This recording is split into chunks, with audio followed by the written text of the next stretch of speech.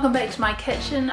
Today is another wet and windy day, so I decided to get back in my kitchen because what better way to spend a wet and windy cold day than baking something delicious. So here I am.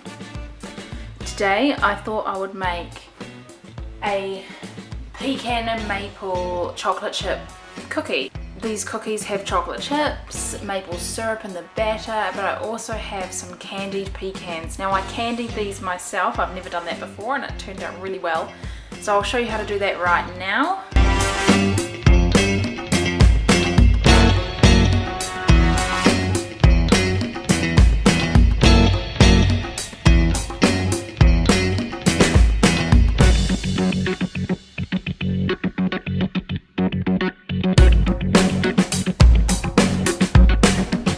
These have now cooled and they are, as you can see, candied and they are delicious. I'm trying so hard not to eat them all. For the rest of the cookies you will need white sugar and brown sugar, maple syrup, vanilla essence, an egg, and flour, corn flour, baking powder and baking soda. So that's all in the one bowl there. And I've also got some butter melting on the stove because we don't want the butter too hot, otherwise it'll melt the sugars and the dough will be too runny.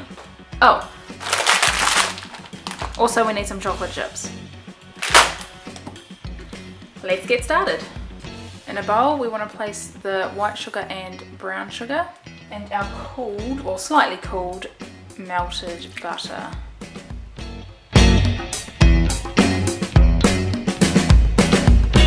To that we want to add the egg.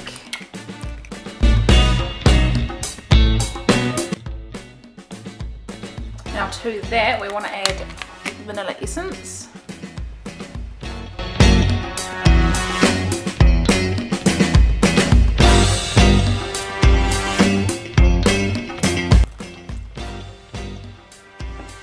Now we have a lovely wet batter.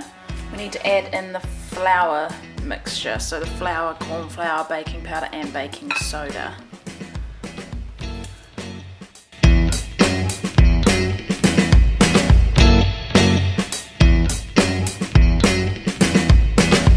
To that we add our pecans and our chocolate chips.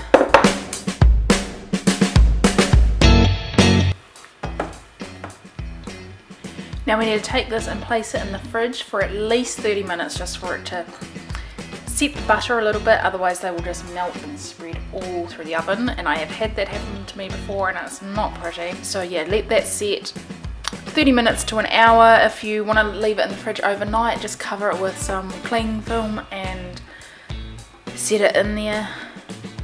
You could even freeze this dough and get it out whenever you want to bake it. It's totally up to you.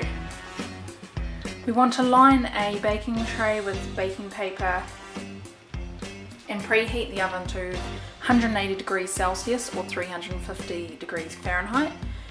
My dough has been in the fridge for about 40 minutes, so it's now nice and hard.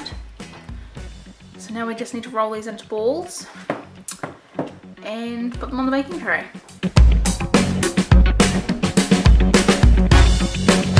How big you choose to make your cookies is up to you. I made mine quite big. You just want to make sure that there is a good amount of space between them because they do spread a bit. So I'm going to end up doing 2 trays because I've got about half the dough left.